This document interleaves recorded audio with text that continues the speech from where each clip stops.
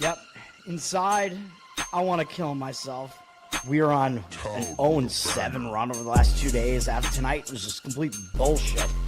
So that's how I'm going to start off this show. Horrible Sunday, 1-5. I don't even know what to tell you about that. I just don't want to do this anymore. I have never seen anything like this, man. With the slump continuing, 2 straight losses, not a good day at all. 0-4. I just have not had a good season, man. What can this slump that I'm on? The slump continues. I've reached a new peak, actually. I'm gonna burn my Bruins hat, man. I don't know what is going on with the Bruins. March 8th, is that what it is? I don't even know. It's March 9th, I think. Who even knows, man? I don't know what day it is anymore. I don't even know what day it is anymore, man. Back with you after the worst day that I could possibly have. Back with you, as I always am. Until I die, at least. 0-2 yesterday, and yesterday did not go well for me. 0-5. The worst month that I've ever had in my 18 years doing this. I don't know what to even tell you about this anymore. Broke the slump yesterday as the slump discontinues. The slump continues. Somebody fucking kill me, please. I don't even know what I should do at this point other than potentially end it all. What's up, everybody? It's Toad back with you for Better Off Dead. No, Toadstool Sports, is that what we're calling this now? We're not off to a good start with that.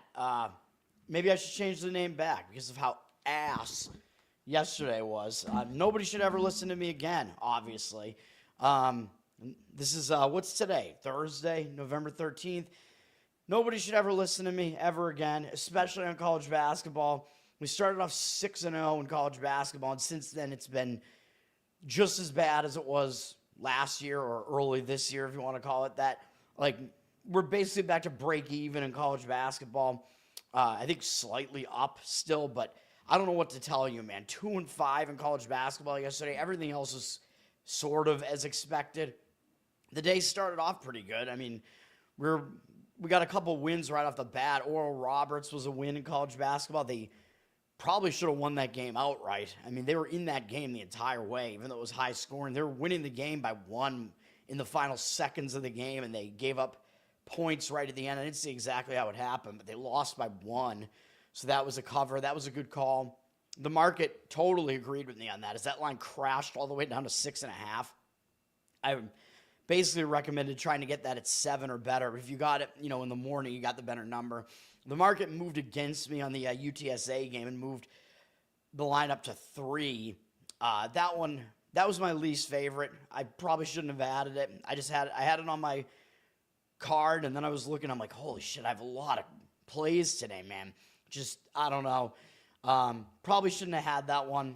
Colorado State, I think they should have gotten that done. They missed by like 2.5 points. They were winning that game by like 22 with 2.5 minutes left, and they wound up only winning by 14.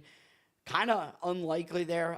The market, I think, wound up agreeing with that one. If you look at like the ticket cash percentage, I mean, that one, I don't really regret that one. I think that was that was just a bad luck loser, to be honest, on that one. Utah State, they were not able to do it. I'm pretty surprised Weber State was able to show up, and they only really, it seemed, showed signs of fatigue later in the game, because I think that game was tied at halftime, and if you're laying huge points, that's obviously not what you want. Even though Utah State won the game by double digits, it was not enough. And I think the market agreed with that one too, though, like in the end. Like, looking at these market percentages, the market agreed with that. Oregon, I think we got a better number on that. Well, the Utah State number had moved up to like 23 as well, and I gave it out at 20.5 on the show. Oregon, I think went off at about 16.5, so it went up by about 1 point. Again, Oregon, that was a bad one. Again, that was a bad call. Like, this, I'm never going to lay points with Oregon again, basically. This team, they cannot win by margin. I don't know what else to say about it. That was bad. That was a loser. I don't remember if the market agreed with that or not. I know the market disagreed on Seattle, but Seattle was one of the winners. That was an easy win with Seattle. The market seemed like the cash was coming back against Seattle. Don't know why. The only reason I could see why, one thing I forgot to mention is it's kind of like a rivalry between Seattle and Eastern Washington, just because they're close geographically, but I don't even know which team considers themselves to be the little brother. Like, you could argue that it's Seattle because the WAC is whack. It's such a low tier conference. You could argue they consider themselves lesser than the Big Sky, which is where Eastern Washington is. I don't know. Eastern Washington, they're a team that's made the tournament repeatedly, including, I think, recently, and I don't think Seattle ever has. So I think Seattle might play with a chip on their shoulder against Eastern Washington. We got that one done, and then Nevada, they had a horrible game. I think that was, I think the market agreed with Nevada, and I think it was just, it just did not go the right way. Like, they just didn't shoot well at all. That was the whole thing. Like, I think they had way more possessions. They had way more field goal attempts. And when you see that, you're usually going to see that team get the win more easily. But I think they won, but I think it went into overtime, and I think they only won by a few points. Horrible. Obviously, I suck. Never listened. Dude, I want to get college basketball on the right track again. It was so good a couple of years ago. I don't know what is going on here.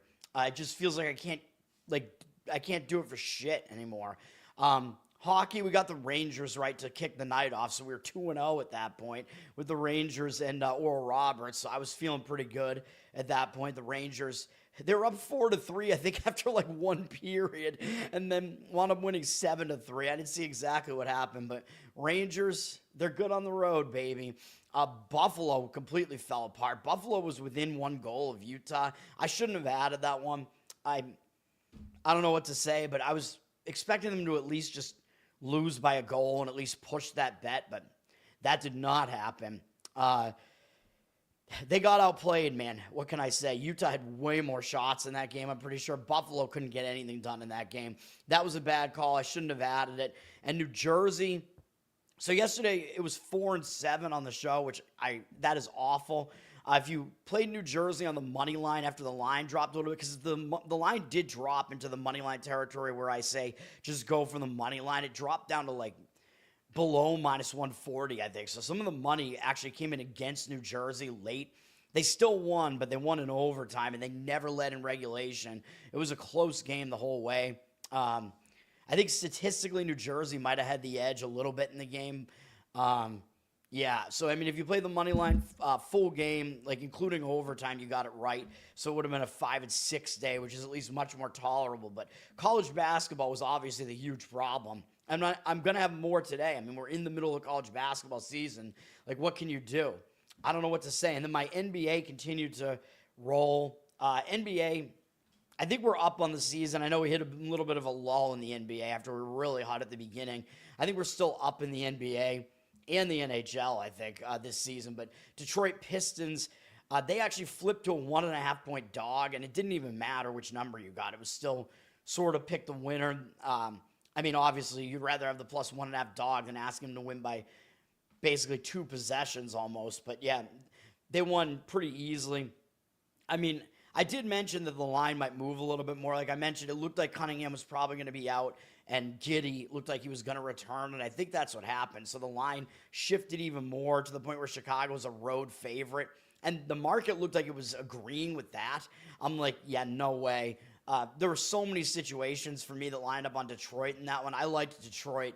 I am the Pistons whisperer after all, so we got that one right. JC, what's up? Thanks for hanging out. Jeffrey, what's up, man? Thanks for hanging out. I went against the money with Seattle, which was a winner. The Pistons, which was a winner. The Devils, although that was a winner in overtime. Those were all against the market, but those went 3-0.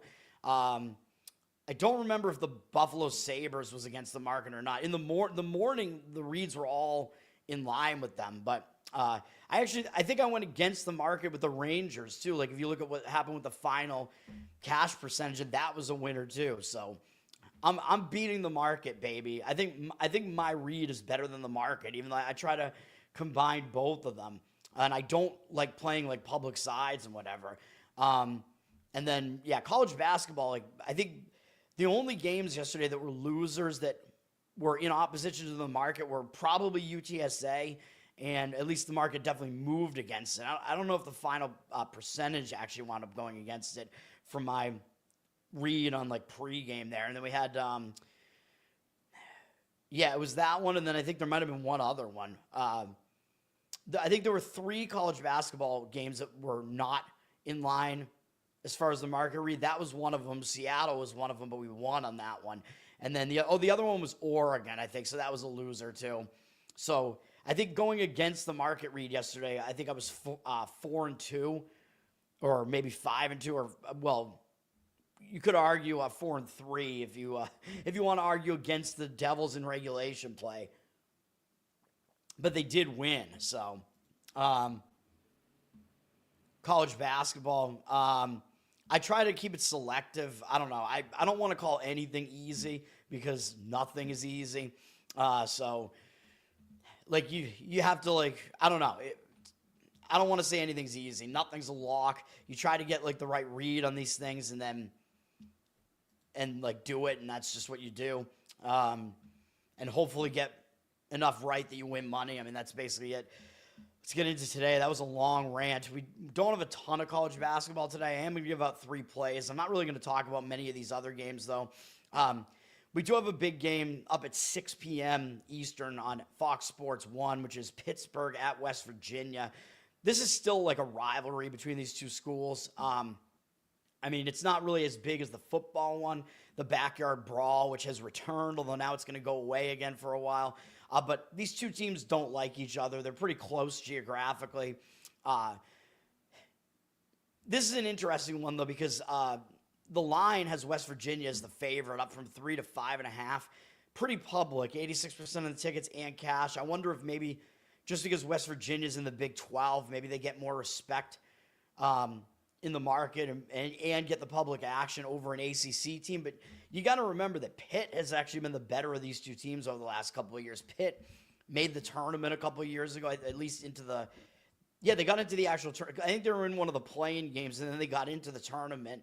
And I think, right? And they might have even won the first game of the round of 64, too, if I remember correctly. That was 2 years ago, I think. And last year they fell short. I think West Virginia, though, I guess West Virginia actually was in the tournament a couple years ago, too, and last year they weren't, whatever. But to me, it seems like Pitt should kind of have more of the public action just now because people remember what they saw last, and Pitt was the better team last year. Ken Baum does have Pitt as the better team here. He has them 63rd in the country. He has West Virginia, I think, down in the 90s. Oh, no, he has them 78 now. But he does have Pitt as the better team, although only by 15 ranking spots. But Ken Baum is kind of not aligned with what the market is. Like, the market threw this number up at 3, which is pretty close to aligned with Ken Baum, I think. And then the bettors came in and actually pushed West Virginia up. But it looks like they're public, so I don't really have a read on this otherwise, except that Ken Baum is basically going to say that this number is too big. And, do what you want as far as, like, do you trust Ken Baum's numbers yet when they're not, like, fully fleshed out yet? I don't know. Pitt's 3-0 to start the season. So is West Virginia. They haven't really played anybody good yet. Like, neither team really has. So I think Pitt has probably faced the more difficult schedule slightly. Youngstown has been decent in the Horizon recently, and Longwood, usually one of the better teams in the Big South. I know I'm not saying a ton, but there is that. This is going to be Pitt's first true road game, though, so that does put Pitt at a disadvantage because it is their first true road game. I don't like being on teams in their first true road game of the season because they're just not used to that type of hostility yet. West Virginia did get an easy game against Lehigh, by the way. This is a game I almost added to my card, laying it with West Virginia, because Lehigh was coming off I thought Lehigh was coming off a close call against Houston, but they had won a game in the middle there, so I don't know what I was thinking.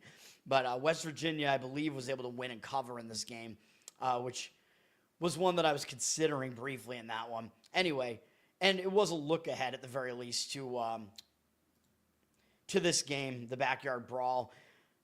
I mean, at this point, I would probably come back and take the points with Pitt here, though, because I just think West Virginia's resume is a little bit less impressive. I think you're getting a little bit of value on the number. Don't love the Pitts on the road, but don't have a whole lot else to say about that. Next game up is going to be one of my plays. These next two are. Should we just turn this whole show into the best bet segment? I guess. I'm going to have 3 college basketball plays, 1 hockey, and that's it today. Don't like the 2 football games, really, and I'll I'll give out opinions. I have a stronger opinion on the college game, and NBA is a very small board, so not a whole. I don't like the NBA board at all. All right, first play up. We're going to take the points with San Jose State against Michigan State, plus 24.5. Don't really see what's going on with this market yet, although the line did initially move up on Michigan State from 21 to 24. I see 24.5s out there, but, I mean, not much of a difference between 24.5 and 24. Kind of, I mean, you're in numbers that are just so high, it's like whatever. 50% of the tickets, 52% of the cash coming back in San Jose State right now. I think this might be one of these classic, like, early season games that I like to grab where you find a team that's just in a sandwich spot and just might overlook their opponent. It's a low total, too, down to 142.5, so that's a decent indicator that it makes more sense to take the points. The points are worth a little bit more when it's a low total, although I know this isn't football. There are more points scored in basketball, but still, you're looking at a Michigan State team that, yeah, even though they're good, they battle test themselves. I don't think they're as good as kind of their perception, though, as Ken Baum has them outside of the rankings at 33rd, even though they're ranked 17th in the rankings. So Ken Baum, more accurate than, the AP poll or whatever. Ken Baum is closer to what the odds makers are going to have. He's got Michigan State at 33rd. They aren't particularly good offensively, 54th in offense right now. Good defensively, 14th. And they're a slow-paced team, which is usually the case, 278th in tempo. And they've also been a bit lucky, according to Ken Baum, 53rd in luck.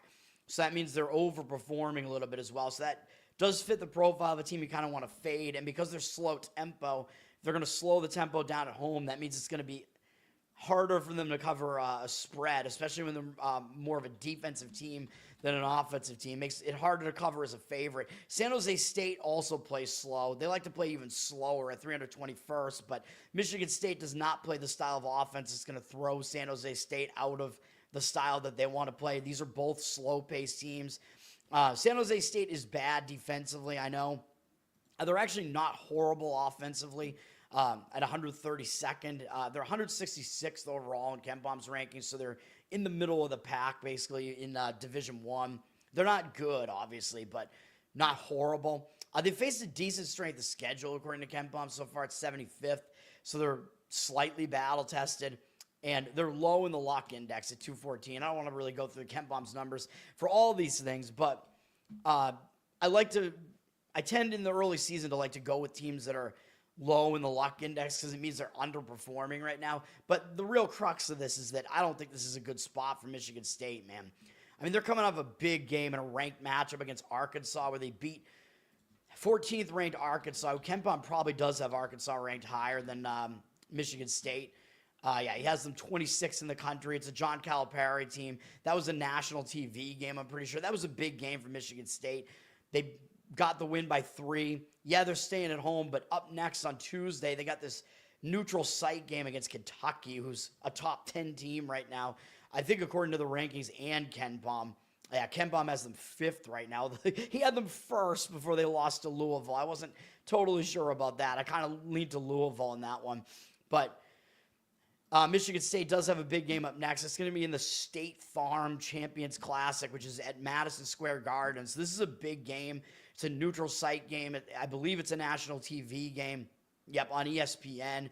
So I think Michigan State, I just don't see, if you're Michigan State, how do you really get excited for San Jose State, after you won that huge game on Saturday, and you have this next game up on Tuesday, which is a much, much bigger game as well. I think they're going to look past San Jose State. Might be a situation where they just get in, get out. They're not going to care about covering a big number. San Jose State has actually played decent opponents on the road at Utah and Santa Barbara, UC Santa Barbara, and they played pretty respectably. They lost by 9 to Utah and 11 to UCSB. That's not bad. They were an underdog in both those games, obviously, and they played pretty well. Yeah, you could argue that, well, that means they're going to be tired or something because they're coming off performing well as an underdog. But, I mean, I think the number in the UCSB game was right around 8 or 9, so that's where the final score was. So it wasn't like they were that close to winning the game. If you look at how the game played out, they were they were down by like double digits like late in the game. So it wasn't a game where they thought they were going to win. It wasn't close. Yeah, now they do have to travel to a different time zone. This will be their first time doing that. But if you look at San Jose State's schedule, this is a meaningful game, man, because besides Utah, who they already played, they have no other power conference team on their entire schedule this year, I don't believe. And Michigan State's going to be their only ranked opponent that they play every year. So that they play this year, I mean, this is a big game for San Jose State, man. They're going to try to step it up. They do play Stanford, actually, my mistake. So Stanford is in the mix as an ACC team, but this is the biggest game on their schedule, man. It's Michigan State. It's Tom Izzo, huge name. They're a ranked team. They're in one of the upper echelon conferences in the Big Ten. I think San Jose State is going to be up for this game, and they're going to play well. That would be my guess. So I like them to get within this number. Probably too long of an analysis there, but it's juiced. Dude, this is why you need more books than just FanDuel, because fuck FanDuel for juicing that. Like, I'm sure that you can find 24.5 at, like, other books. Like, I don't know, in Massachusetts, we have, like, 6 or 7 now, and, like, you could definitely see it a little while ago, at least. If not, I would just play plus 24 or something at a different book. Like, I would not lay that extra juice just for the difference between 24 and 24.5. It's just, there's no reason to do it. Like, there's almost no difference between those numbers. Next up, we are going to take the points with Purdue plus the 4 here against Alabama. This is like this is the biggest game tonight, and it's not even on ESPN. It's on ESPN2. I don't know what ESPN has, but this is on ESPN2. ESPN actually might have the college football game instead of this.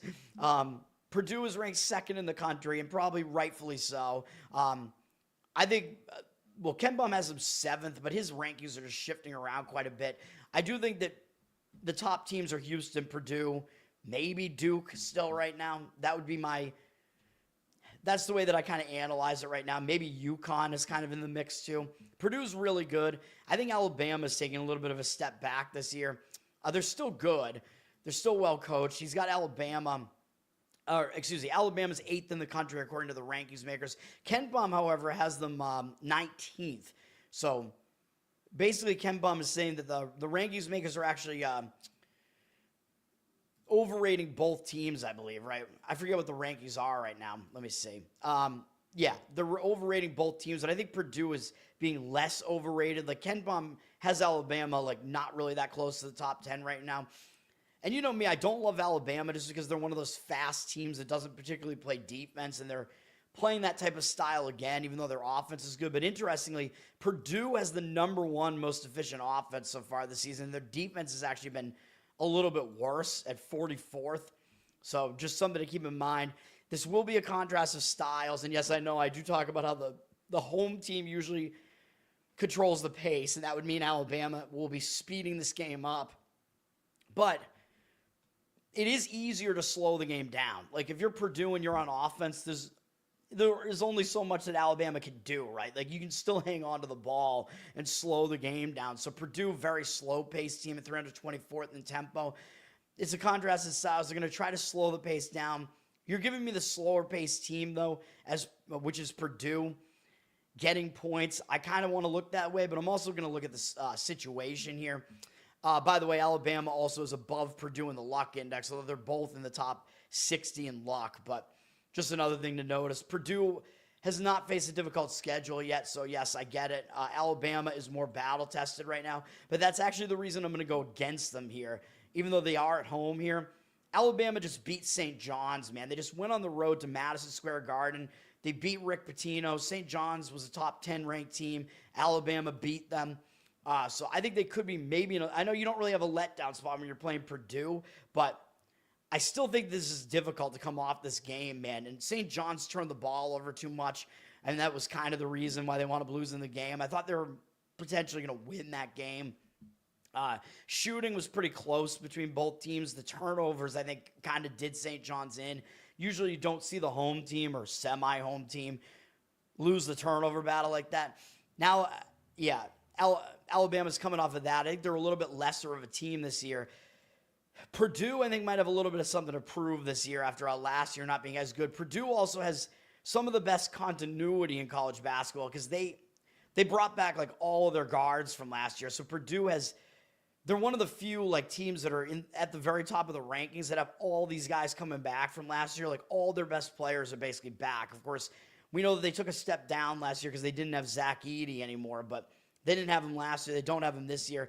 This is going to be a big game for Purdue, man. Their first big game on the schedule, but part of the reason I like Purdue is because they had a lackluster game in their last game against Oakland, and I think Purdue was looking ahead to this. Purdue was a 31.5-point favorite, and they were never really in danger of losing this game, but it was pretty close, and they only won by 10, and the game was within like a couple of possessions pretty late in the game. They're only up 4, 6, 5 with like 6 minutes left in the game, so Purdue knows they didn't play well. I think they realized they escaped in this game.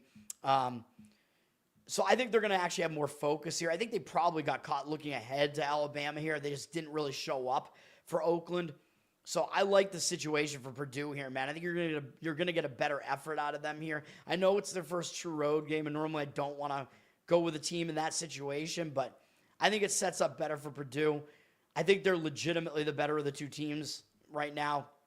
And Alabama, again, they're coming off a much, much bigger win. So we're going to take the points with Purdue here. Alabama did initially go up from 1 to 3.5 on the number here, which seems a little high. I mean, again, they do get home court advantage, obviously, which is probably 3 to 4 points in college basketball in a situation like this. But Ken Bum has Purdue as the better team, so I think this line is getting a little bit too high. 90% of the tickets, only 85% of the cash on Alabama. So I know it's a situation where the lower-ranked team is favored, and I tend to say you want to look towards the lower-ranked team when they're a favorite because it's going to throw the public perception off. That's not the case here. The public looks like they like Alabama right now, which doesn't surprise me because Alabama, they just score a ton. That's their MO. So the public likes that, and they don't like a team like Purdue that plays ugly, slow basketball, even if Purdue's offense is very efficient, which they are. We'll take Purdue plus the points there. Okay. And then what else do we have left? I will point out on the slate here, we do have a New Jersey battle between Monmouth and Seton Hall. Seton Hall, they're just down the last couple of years, and they play really, really slow. They get themselves locked into a lot of close games, and Monmouth is also in New Jersey, so this is an in-state little brother situation. I think they play each other every year, but Monmouth does like step up their game when they play Seton Hall. Because it's a Big East team, a bigger brother in New Jersey. Seton Hall up from 13 to 14 with juice here, but I would take the points with Monmouth if I was going to do it, even though Seton Hall, well, I was going to say they came off that ugly game against Wagner, but they bounced back by blowing out Fairfield. So they could be in another spot where maybe they won't play as well here. All right. UMass Lowell, my boys up in UMass Lowell are coming off just a hideous loss to New Haven, newcomer to Division I, man. And New Haven stepped up their game, I'm sure, for another team that's in New England. UMass Lowell, they just fall like so silent from offense, sometimes from the field. UMass Lowell was winning that game. They were like a 10.5 point favorite in that game. They were up by about that margin in the second half, and they completely just stopped scoring. They just fell completely silent in the game. Ridiculous. And they wound up losing the game. So you've got to think that they're going to be pissed after losing as a favorite like that. Even though they kind of suck. They've been one of the better teams in the American East basically since they've been in the conference. Although this year, not looking good so far. Although one of their losses is to UConn, but it was an embarrassing loss. They were completely non-competitive against UConn. So maybe not a good sign, but you got to expect they're going to bounce back from such a horrendous loss. They've already played a road game this year, I believe. They're going back out on the road here. Columbia played UConn a lot closer. Columbia is better than UMass Lowell, so I'm not going to say that. But if you look at Columbia's schedule here, they've played the same opponents. They played at New Haven, and they beat them by 18. The same New Haven team that went to UMass Lowell and beat them. And Columbia played way better against UConn, only losing by 27 to UConn, whereas UMass Lowell lost by like almost 40 to them. So if the public's looking at this game, they're going to say, this is so easy. Like Columbia did way better against both of the common opponents. Columbia is obviously the right way to go here. I kind of don't think so, though. Columbia is favored by a lot. Like I didn't think they would be I knew they would be favored, but I did not think they would be favored by this much. And the line's actually moving up on them from 11.5 to 12.5 with juice. I would not go that way. I would actually take the points with UMass Lowell, but, I mean, it's not something that I love. My last play is one that I do kind of like. We're going to go with Grambling State on the money line. I found it at minus 110.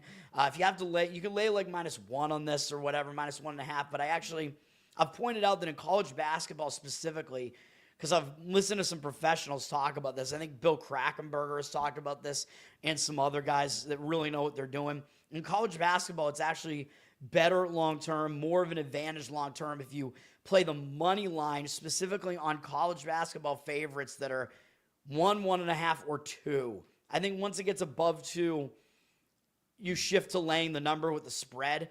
But like if it's 1, 1.5, or 2, you want to look to actually lay the money line instead. So I did start doing that a bit last year, although of course I had a bad college basketball season last year.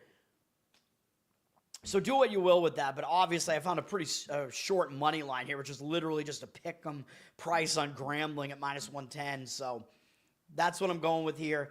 I'm not going to like knock you if you want to lay minus 1 or something like that with Grambling, though. You get a little bit of a smaller price. The crux of this is that they're playing Southern Miss, and while I know Southern Miss is the better team, the odds makers are telling you they're not that much better. Southern Miss, pretty bad, actually, in the KenPom's rankings at 246 right now. They're kind of a mid-tempo team. They're not very good defensively. They're in, like, the bottom 100 defensively. Grambling isn't good either. Grambling's even worse at 292nd. I get it. I know they're way high in the luck index at 14th, but they are more battle-tested, actually, with a 63rd strength of schedule, which doesn't make sense because Southern Miss, the reason why I'm going to fade them is because they're coming off a huge game where I think they're going to be deflated after it. But this says Grambling has actually faced the more difficult schedule, which I'll look at in a minute. Grambling is actually kind of in line with Southern Miss defensively, at least. They're actually the better defensive team, Grambling is. Grambling is just terrible offensively right now. Grambling, of course, they're in the SWAC. The SWAC is awful. Grambling plays a bit slower than Southern Miss, too. Southern Miss more of a mid-tempo team, so Grambling might be able to slow them down, too. Grambling, I mean, I don't think they're a team that's necessarily going to be intimidated. I mean, they've been a decent team in their horrible conference last couple of years. I think they won it last year, and they made the tournament. I think they actually won their play-in game in the tournament last year, if I'm not mistaken, as well, and got the honor of losing to a 1 seed.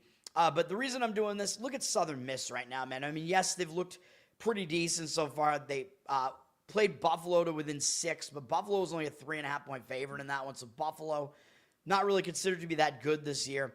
And then Southern Miss, in their last game, they had their biggest game on their schedule pretty much. Although they do face Miami and then LSU, but those are down basketball programs. So I don't know, man. I mean, this was an SEC team that just faced South Carolina, even though they're one of the lower tier SEC teams. This is a huge game for Southern Miss. 17.5-point underdogs, and Southern Miss took them right to the limit, man. Southern Miss had the lead in this game late and took them into overtime in this game and then fell short and lost.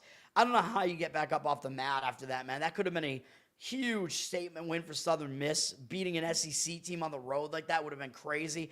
They had the game, too. After South Carolina was looking like they were going to run away with the game early, Southern Miss retook the lead in the second half and then built the lead up to the point where they were winning by almost double digits with not that long to go. They were up 9 with under 4 minutes to go.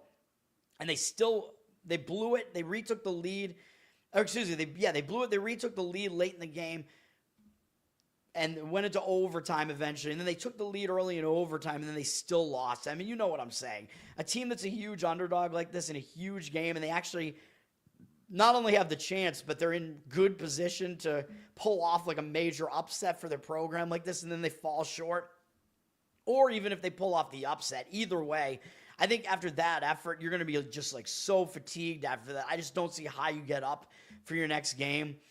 South Carolina was pretty bad in this game, by the way, for a bunch of reasons. Even though I know they lost the rebound battle, and the rebound battle is more of a predictable metric, so that doesn't look good for South Carolina. But South Carolina lost the turnover battle at home, so that's part of the reason why they almost lost the game. They also didn't shoot well, 39.1% from the field, although Southern Miss was bad from three-point range, 22.7%.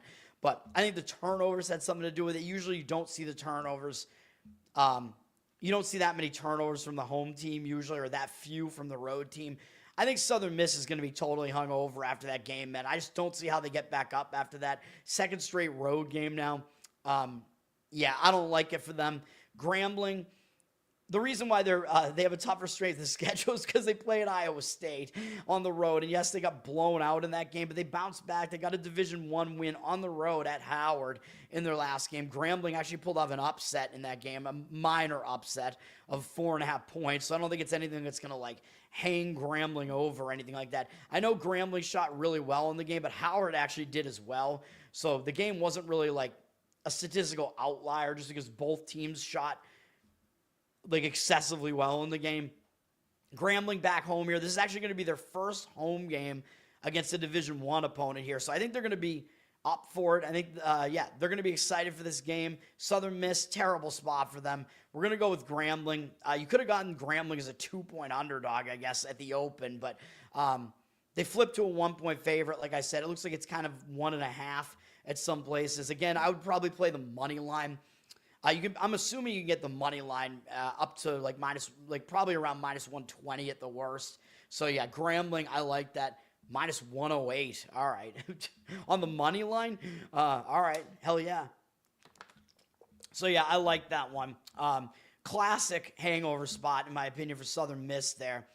And then as far as what else we have today, I mean, not a whole lot else going on. We have Loyola at Wichita State. Loyola coming off that pretty tough loss to North Texas, where I thought Loyola would bounce back from that Mercyhurst game, and they did. I mean, they played well against North Texas, which, by the way, if you saw what happened to North Texas last night, they had Oregon State beat. Like, North Texas had a 1-point lead in the final seconds, and they tried to call a timeout when they were out of timeouts, which is a technical foul, and Oregon State won on technical free throws because North Texas tried to call a timeout when they didn't have any left. Like, that's insane. Like, when do you ever see a team lose a game on that? That's what happened to North Texas last night. That's insane. I don't know what else to say about it, but I don't know how North Texas will respond to that in their next game, whenever it's going to be. But Loyola, I mean, they could be a little bit hungover after that game. First true road game for Loyola, going to Wichita. Wichita, I mean, they're 2-0, but they haven't played any good opponents yet. They beat UNC Asheville, who I think is down this year, even though they're typically really good in the Big South at least, but I don't think they're very good. And Prairie View A&M is terrible. So Wichita, this will actually be a step up in class for them facing Loyola, although Wichita is a 5-point favorite, although they dropped from a 6-point favorite. 67% of tickets on Wichita, 76% of the cash coming back in on Loyola. I agree that maybe Wichita shouldn't be favored to this extent. Their 2-0 record is completely meaningless. So Loyola is definitely facing a more difficult schedule, but only because they faced North Texas, and I think they could be a little bit hungover because that was a big game. So I don't really love the market read on that one. Like, I don't think I would want to take the points with Loyola in that game. I mean, I don't want to say I would lay the points either with Wichita, but if you force me to lean, I might lean that way.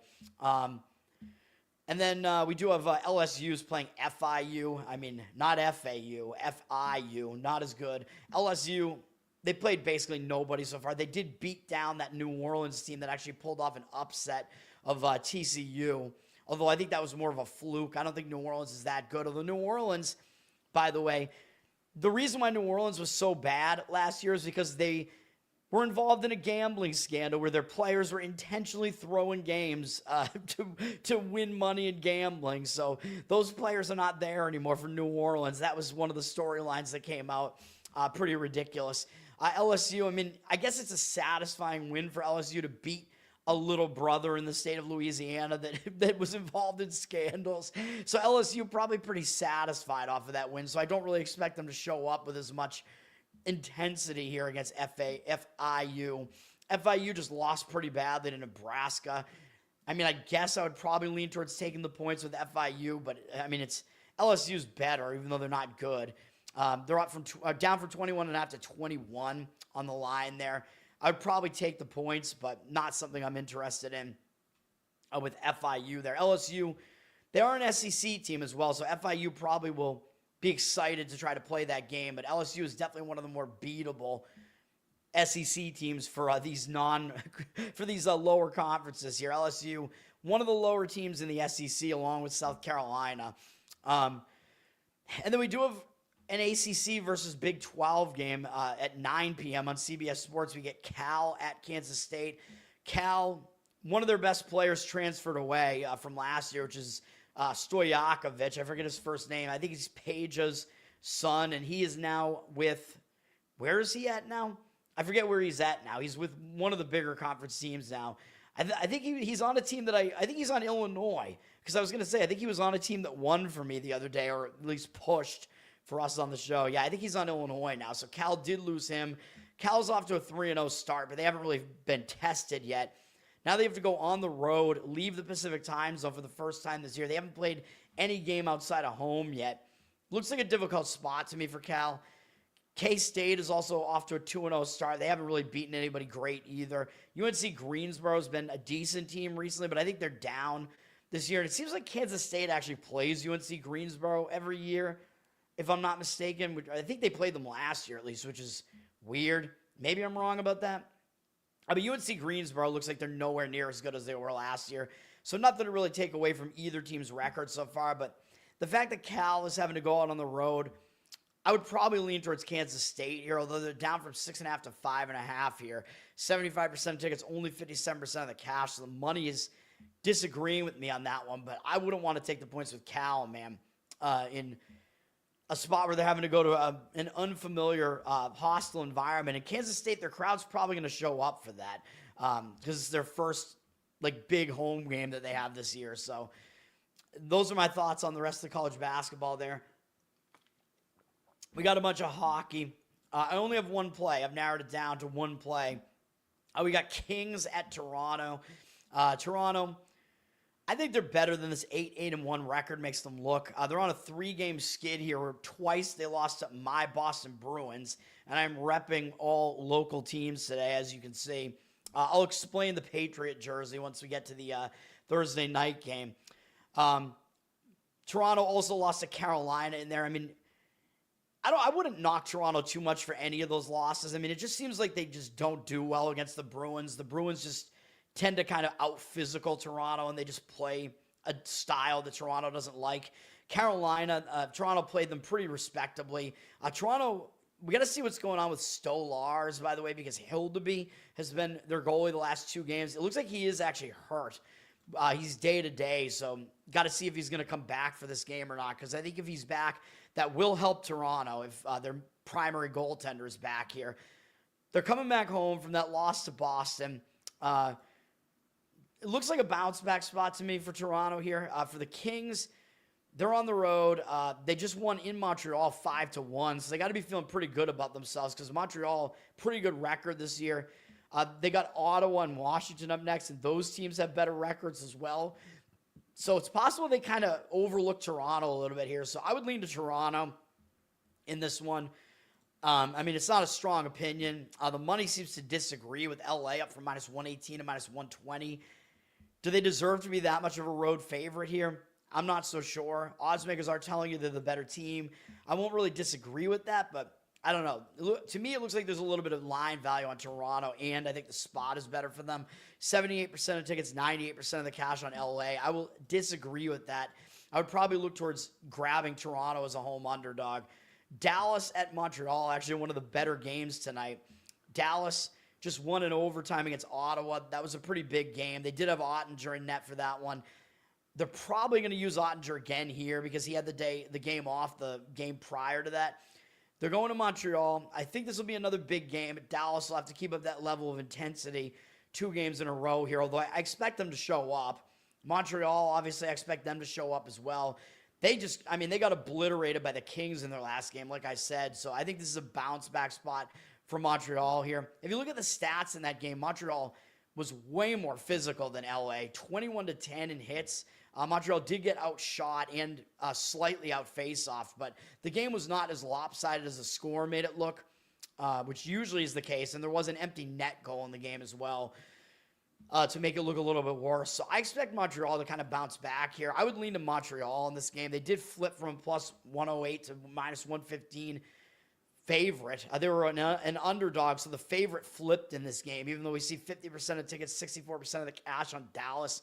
By the time the game tips off, faces off, whatever you want to call it, I don't know if the market will still look that way because the initial money line move was on Montreal, and my situational read does lean towards Montreal slightly. Oh, it's because Matthews isn't playing. All right, good to know. Saab, thank you. I don't know how much that affects the line, though, because, again, in hockey, even if he is as good as Matthews is obviously Toronto's best player. He's one of the best players in the NHL, like one of the best pure scorers in the NHL. But how much does that really affect a line in hockey? Because hockey is not really as much of an individual sport, really, even though, yeah, when he's out there, he definitely affects the game. But hockey, I mean, you're rolling out like 4 different lines of players. So as far as like the amount of minutes your best player gets in hockey, it's significantly less than in some other sports. Or like, obviously in football, the quarterback matters a ton because he's out there. Literally, he's like, dictating the offense literally every single play. Basketball, it's 5-on-5. So in basketball, like the individual can just take over a game in basketball much more so as well. And in baseball, it's like the starting pitcher has more of an effect than any individual player. But in hockey, one individual doesn't have as much of an effect. You're on the Leafs. You like it. Injured player theory. Yeah, also that does kind of add to Toronto a little bit there, where Toronto, they'll kind of have that mental thing probably where if they know their star player is out, they might get up for the game a little bit more. So that is good to know. I don't usually even talk about injured player theory in hockey, though, because I just don't think it has too much of an impact, but you're right. I think it will have a slight impact there. I don't disagree with you on that. You think Dallas is a fraud?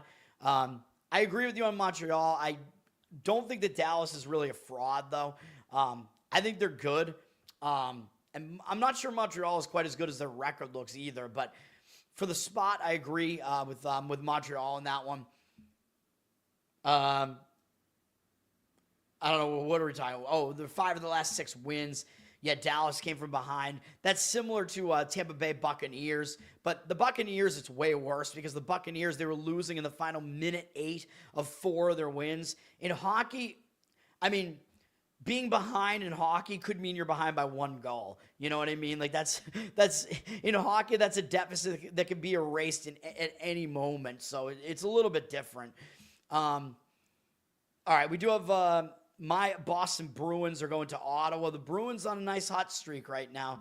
I did say that I did not think the Bruins would finish dead last in the division, which were the odds on the Bruins were the Bruins had the worst odds to win the Atlantic Division coming into the season.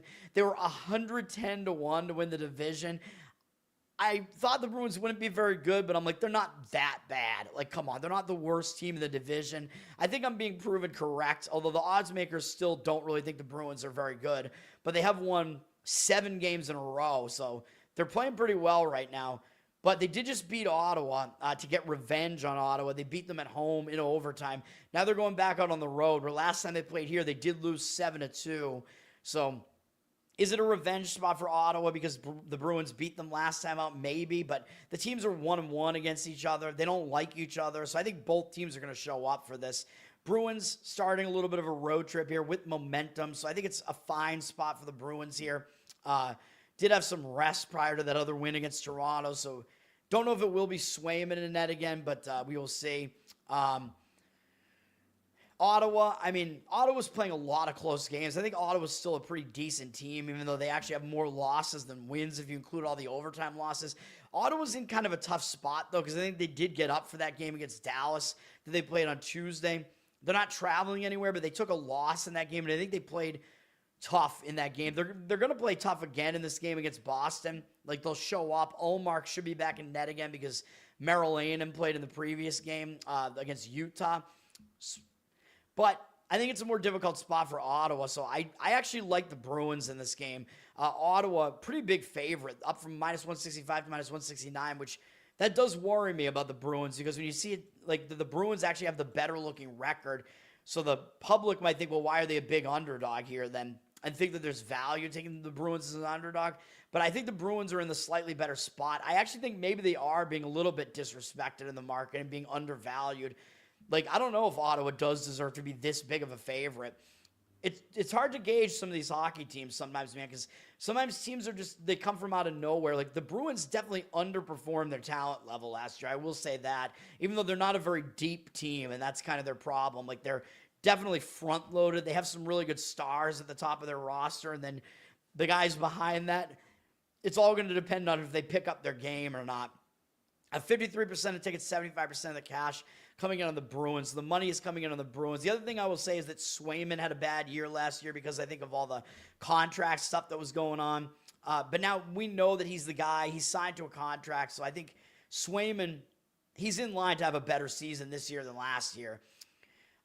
So yeah, I would lean to taking the points. Cash seemingly agreeing with the Bruins, or taking the Bruins as a money line underdog, I mean. But not going to be one of my plays. Oh, they've come back from being down 0-2. An 0-2 comeback, I mean, it depends how late in the game it is, really. Like, if we're talking about Dallas coming back from multiple, like, multi-score, like, deficits in the third period, then that would be more of a thing, I think. That was one of the games, I guess, according to Saab, Ottawa was winning against Dallas 2-0. But I think that's kind of a deflating loss, because if you're beating a team like Dallas 2-0 and you lose in overtime, I think that can deflate you a little bit. I don't know. I don't really agree with Ottawa in that game. Hopefully I'm right as a Bruins fan, but Yahoo, yeah, I mean, I don't put much weight. I don't even look at Yahoo at all. I hate Yahoo as a website. I don't trust what numbers they're putting out there. Don't trust any of it at all. Don't like their fantasy UI either. You think that's a trap because they've won 7 in a row and they have big odds. Well, I did mention that. They have the better record. The spot, to me, doesn't look good for Ottawa, to me. All right. Anaheim at Detroit. Actually, this is my play. Should I just give it out now because I started talking about it? Yeah, let's do it. We're going to be on Detroit money line here. I think this is a good spot to play Detroit.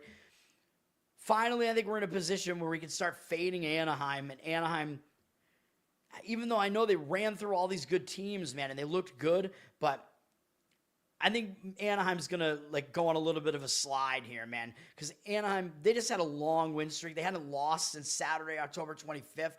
They had won 7 games in a row. They took a loss at Colorado, which is one of the best teams in the NHL, in elevation, and that ended their win streak. And I talk about this. When a team loses a win streak like that and they haven't lost in forever, sometimes it hangs them over into the next game, man.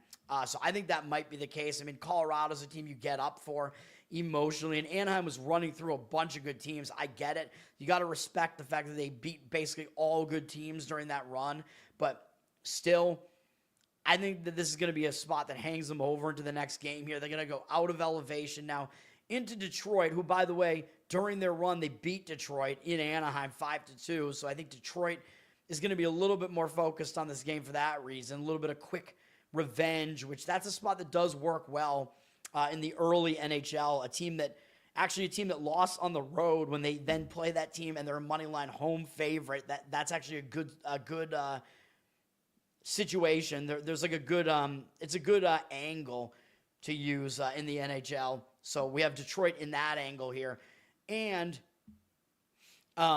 Detroit. I think Detroit. The odds makers are telling you that there's not as much of a discrepancy between these two teams, even though Detroit's 9-7 and Anaheim is 11-4 and 11-4-1. The odds makers have Detroit up from -120 to -130 now here, so they're basically getting pretty much. The odds makers are pretty much telling you these teams are even, but you wouldn't know it based on the record. So I think the public's going to have a tendency to think, oh, well, Anaheim lost to a really good Colorado team on the road. Anaheim's certainly going to bounce back, and you're getting them as an underdog here as the team with the better record. But again, I would say that that's not the way to look at this game. I think that is kind of looking like almost a trap. 50% of the tickets are on Anaheim, 59% of the cash on Detroit. I think the real money is indeed on Detroit here. And for Detroit, I think they're going to be even more focused because they're on a 3-game slide where they've only scored 2 goals across those 3 games. They're not as bad as this. And we can look and try to explain some of those losses, which one of them was a game I gave out on the show, the New York Rangers. Of course, a road game for the New York Rangers. Of course, I gave them out, and they won.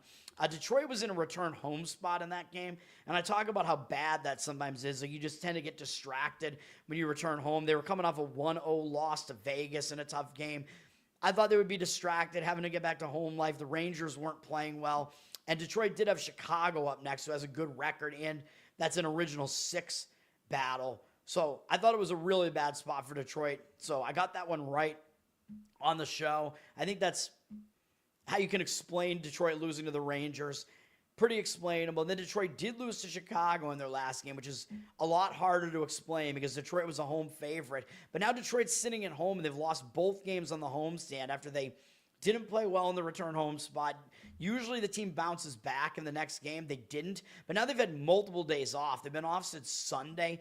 And off of that ugly 5-1 loss to Chicago as a favorite.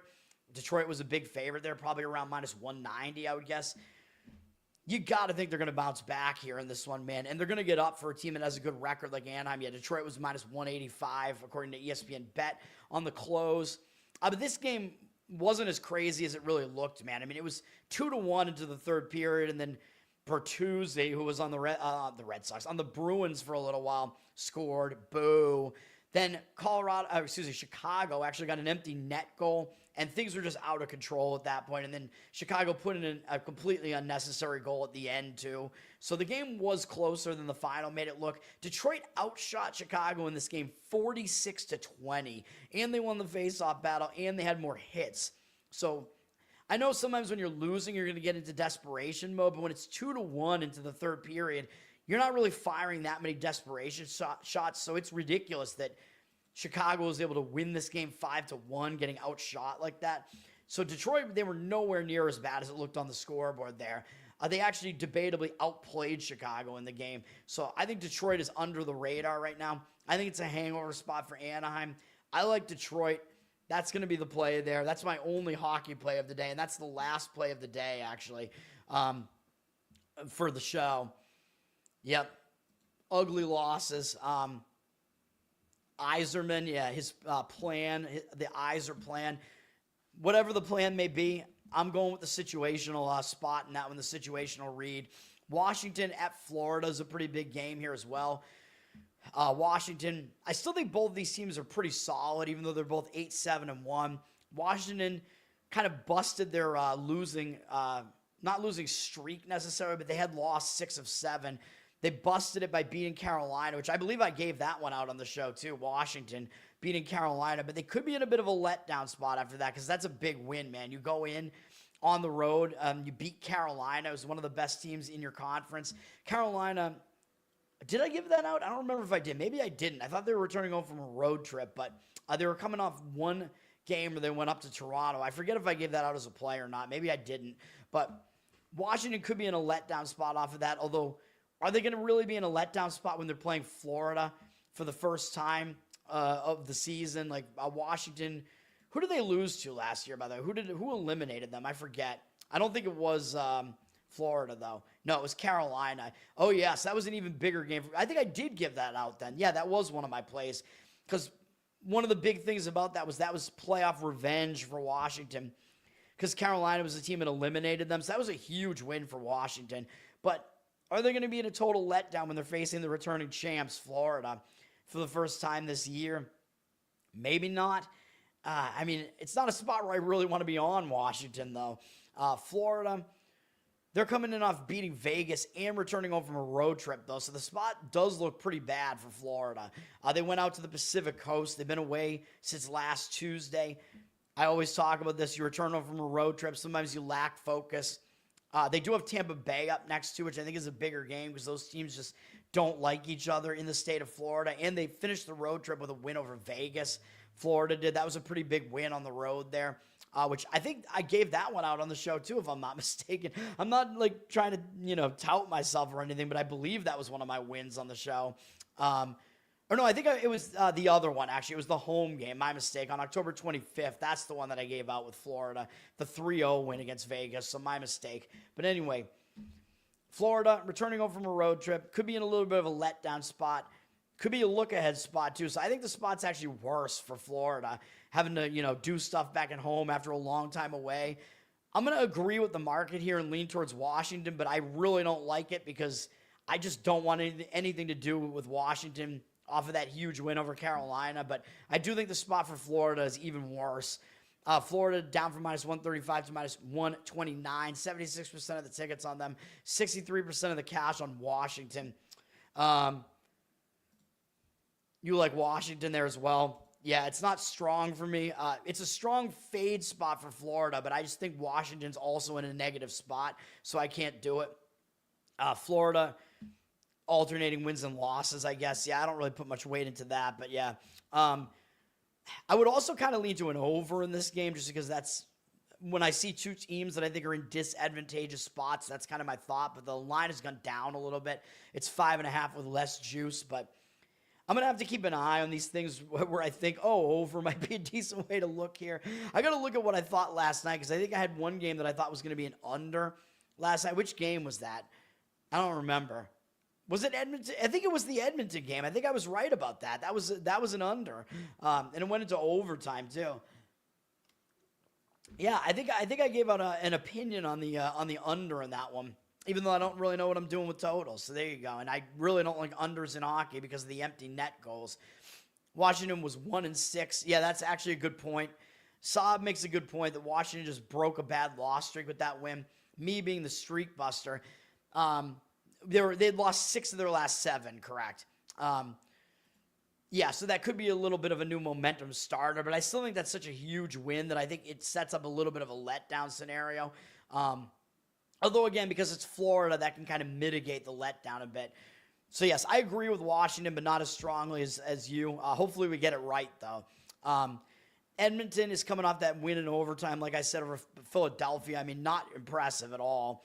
They played yesterday, and they're playing a third game in 4 days, all in different cities. Having to go to Columbus, who they did just beat the game before that in Edmonton in overtime. And they have Carolina up next. It is possible that Edmonton, on a back-to-back, they're likely to have Pickard in net here. They've lost his last 2 games, and the game that they won that he was in net prior to that, they won 6-5, so he wasn't good there either. And they lost his prior game to that too. So Edmonton has not been very good with Pickard in net. I think it's possible they overlook Columbus here, and they might look ahead to Carolina. Columbus might have a little bit of revenge on their mind because they did just lose to Edmonton. Columbus was off yesterday, but they're returning home from a road trip, so that's the problem I have with Columbus. They've been away since Sunday, November 2nd, where they actually went east to New York, and then they went all the way to the Pacific Northwest for a bunch of games. Now they're coming back home. Yeah, Edmonton might be a team that might alleviate their distraction angle here because, like I say, when you return home, you tend to be a bit distracted, although I think you're a bit tired too, plus the distraction of getting back to home life. So I'm almost never going to play on a team returning home from a road trip. I'll just leave it alone. I think it's a bad spot for both teams here.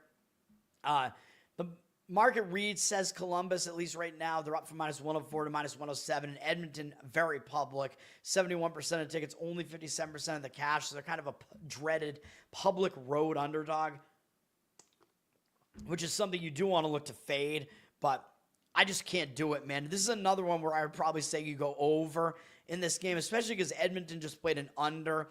I actually like the over in this one. I mean, Edmonton probably Pickard in net. Columbus plays a ton of overs because their goalies just aren't very good and they can score. We know Edmonton is more of an offensive machine as well. I think over makes a lot of sense in this game. The total is high, though. I mean, it's 6.5. It's pretty much the highest you'll get. Although we saw one that was almost 7 the other day, and I think that game landed right on 7, if I remember correctly. The one that I talked about the other day. We'll see, though. But I think over is the better way to play that game. Don't have it as a play, though, because I don't want to. I don't want to like get my feet wet in totals again right now. It just seems a little bit iffy when I don't quite know what I'm doing. I like sides, man. It's pretty much what I do. I'm a side man. I was thinking about women's sides. Yeah, I like those obliques that the women have. But I was also thinking sides. Like, yeah, man, just give me the stuffing, the cranberry sauce, the mashed potatoes, and I won't have any of the turkey. No, there's no way I would ever do that. But we're getting into Thanksgiving time, man. We're gonna start talking about Thanksgiving. Of course, I'll do a show Thanksgiving morning probably to talk about the Thanksgiving games before I have to leave and go to Thanksgiving. Dirty Sock, what's up, man? I think last year I talked about Thanksgiving sides and what people think are the best sides and desserts. We'll do that again when we get closer to Thanksgiving. Maybe I'll start doing I've been thinking about doing a Toad's Tiers show where I just do tier lists of whatever. I am actually. Killed by Lightning. I just started watching it last night. I watched the first episode. I'm sure that it's not totally historically accurate, but I was entertained by it. I enjoy it. Nick Offerman is in it as Chester A. Arthur, which is wild, I guess. The dude who plays Garfield, it's Michael Shannon, right? Garfield, he is definitely good. The dude, I don't really know the dude who plays Guiteau. I mean, I guess he's a fairly good actor as well. I don't know if Guiteau was really like that, though, or if they're like, are they like exaggerating it? I don't know. I mean, I never was like I never disliked Garfield, though. Like, I dislike so many of the presidents, but he was one of those guys that, as you can see from the show, I mean, it is true that he didn't want to be president, and he got pushed into it. So I actually think that's better. When you have a president that doesn't even want to do it, that kind of tells you they don't actually want that power. I mean, unless he was pretending that he didn't want it, but I think he legitimately didn't want it. So, yeah. Anyway, Buffalo, what do we have? Buffalo's playing on a back-to-back here. They screwed me last night, if you want to call it that. They did have a bunch of days off prior to yesterday, which I thought helped them out in the game last night. I shouldn't have added it to my card. I'm mad about it. They lost badly. They had Ellis in net, which was also not great. Although they'd won their only other game that Ellis played, they won last night. I didn't know who their goalie was going to be. For Buffalo, I just kind of ignore it because they don't really have a goalie. I mean, I guess it's Lyon, but their goalies just aren't good. They're on a back-to-back. Maybe they saved Lyon. It might be Luukkonen too, though. I don't know. They saved one of those guys for this Colorado game, though. But they are still on a back-to-back. Will it be a bounce-back spot for them? Maybe, because I don't like the spot that Colorado is in. Even though Buffalo is on a back-to-back, Colorado, they just beat Anaheim, man. That's a pretty big deal. Colorado's on a 5-game win streak. They almost suffered the letdown to Vancouver. We got a push on the show with Vancouver in that one because I said make your own +1 puck line on that. Beating Anaheim and ending Anaheim's win streak, that's a big win for Colorado. So they could be in a little bit of a letdown. So I kind of lean Buffalo in this one, even though they're in the back-to-back. But Colorado's up to a -330 favorite. I mean, if you want Buffalo, you can take them on the puck line and probably get a decent price on that puck line. Like +1.5, even make your own like +2 puck line if that's even possible. I don't know if that's even possible. Maybe it is. With, using alternate lines in some way between the 2.5 and the 1.5. I don't know. But, maybe they'll keep that game somewhat close. Garfield was a Freemason. That's not good. Why are they all Freemasons, man? That's like the Illuminati. That's evil. We went head-to-head on that one. Yeah, I did not agree with I think Dirty Sock was with you on Utah there. I did not agree with that. I shouldn't have added it to my card, though. It was my least favorite of the three. My favorite was the Rangers, and of course, my gauge on that was at least right. That was the easiest win. Yeah, I did not like Utah yesterday, though. They were in a return home spot. You know me. I'm never going to be on a team that returns home from a road trip. And it was revenge for Buffalo, and Buffalo had a bunch of days off. I mean, it probably doesn't take balls to play a puck line on this one with Buffalo. San Jose at Calgary is the worst game of the day. I know San Jose is 8-6-3, but they are not actually that good. They just pulled off another win on a 4-game win streak now. They beat Minnesota in overtime. I thought that was going to be a letdown spot after San Jose beat Florida. Are we going to have to start adjusting what we think of San Jose? I don't know, man, because I still think they suck.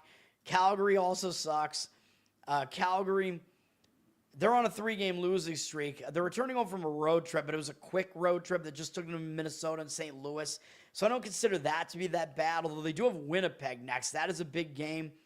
You're always, I think, going to get up for one of the better teams in your conference, and I think in your division with Winnipeg. The money is saying San Jose here. Calgary is the favorite, so the odds makers are telling you not to buy the records here. So that's one thing where I look for, the record says San Jose is the better team, but the actual the odds makers are telling you that Calgary's the better team. So that's one of those like lines that makes you think, okay, why is Calgary a favorite when they have the way worse record? Odds makers telling you they're the better team. They're up from -155 to -156. So that would have me looking towards Calgary. I do think the spot is not great for Calgary.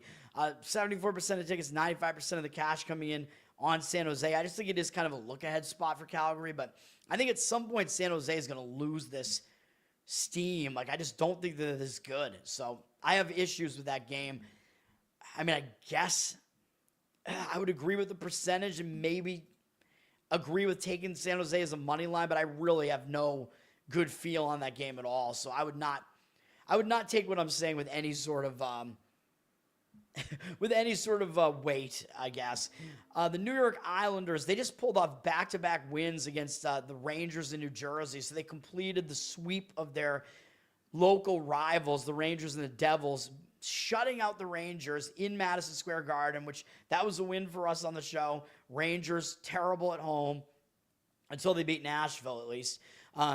Good win there. And then after shutting out the Rangers on the road, the Islanders went to New Jersey and beat them 3-2 in overtime. So I think this is a bad spot, even though this is kind of like a new start of a road trip with a couple of days off. Now they're going to go out to the Pacific time zone. But it's the first game out of the Pacific time zone, coming off 2 big wins. It's going to be late with their biological clock here. I think it's a bad spot for the Islanders, even though they should get up for a game against Vegas. But Vegas has actually been struggling. They actually have more losses than wins. Vegas has lost 3 in a row. They are staying at home, and they have the same amount of time off as the Islanders. They've had multiple days off. I think this is a Vegas spot, man. Vegas is also the better team. They're down from -185 to -182. 71% of tickets, 99% of the cash coming in on Vegas.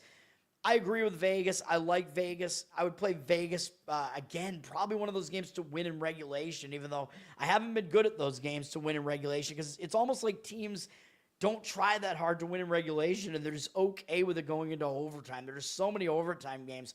Or if you want to do the thing where you make your own -1.5 puck line, do that thing. -1.5, split it with the -1.5 and the money line. And then if they win by 1, you'll at least not lose any money. That's the risk-averse way of doing it. But it's just really, dude, I hate hockey because the games are so close. It's just, you see a favorite that's of this like magnitude in a spot that you like, and it's just really difficult to actually find a way to actually bet it appropriately. I mean, the other option would be to go Vegas over their team total, which I don't hate that either if you want to do that. Check the spot to fade the Islanders tomorrow on a back-to-back going into elevation after Vegas. Yeah, I mean, I don't disagree that that's a bad spot, but I think this is a big-time fade spot right here for the Islanders, in my opinion, though. Pretty strong opinion for me on Vegas in this one. This one, I'm pretty tempted to somehow throw that on my card, but I just don't want to deal with another regulation bet right now. So I'm going to stick with just Detroit, but I like Vegas quite a bit in that one. Winnipeg at Seattle. I mean, those wins for the Islanders are huge, dude. Winnipeg at Seattle. Winnipeg's coming off beating Vancouver. They're finishing a road trip here where they went to the Pacific Coast, and now they're back in they're still on the Pacific Coast, but up to the Pacific Northwest now. They broke a loss streak with that win over Vancouver, so that could give them a little bit of momentum coming into this game. They did lose to Seattle at home 3-0 back on October 23rd, so maybe they remember that. It's a little bit of one of those revenge angles here with the home favorite here having lost the previous game on the road to that team. So I do expect Winnipeg to show up. Seattle, 7-4-5. They have just a ton of overtime losses. I don't think they're really that great of a team. They've lost 2 in a row. I mean, I expect them to show up in this game too. They're still without Decord, though, my man from Boston, Joey Decord. He's on IR right now. So Seattle's without their top goalie now, which is not good. They've been using Murray in net now after they use Grubauer, and it has not worked out for them so far. So Seattle is in some dire straits right now as far as that's concerned. I expect them to show up. I mean, they did just lose at home to Columbus. They were coming off a loss to Dallas and returning home from a short road trip. So in third game in 4 days in different cities. Wasn't a good spot for Seattle there. This looks like it is kind of a get-right spot for them. So I think both teams are going to be focused in this one. This game's at home for Seattle. What am I saying? I misspoke. This is a road revenge angle for Winnipeg, although I still like that too because Winnipeg lost ugly at home, 3-0, got shut out, embarrassed at home by Seattle. So I still like that angle too, revenge for Winnipeg on the road. 89% of tickets, 98% of the cash on Winnipeg. They're down from -145 to -141. Yeah, I mean, they're a public road favorite. I don't love those, but I would probably still slightly lean to Winnipeg there. When it's focused for both teams, I kind of think the better team wins out. I would say when you have two focused teams, an under makes sense, like I said last night too. For Winnipeg, it does because I think Hellebuck has only been back in net for one game. He's really good, so he should be back in net.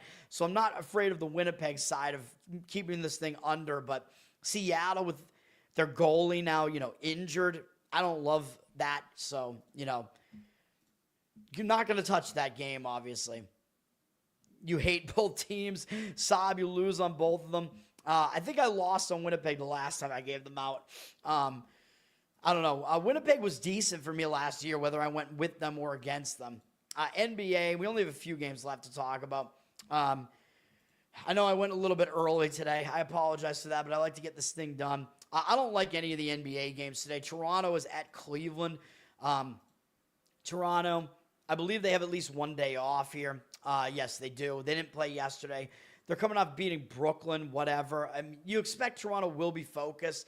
But the last time they played at Cleveland, they actually beat Cleveland by 11 points. So Cleveland probably remembers that and is probably going to take Toronto more seriously for that reason because it is revenge, which I forgot to mention that with the Cleveland handicap yesterday. The Cleveland could actually potentially have been looking ahead more to Toronto because it's a revenge spot, but seems like that wasn't really the case for Cleveland yesterday.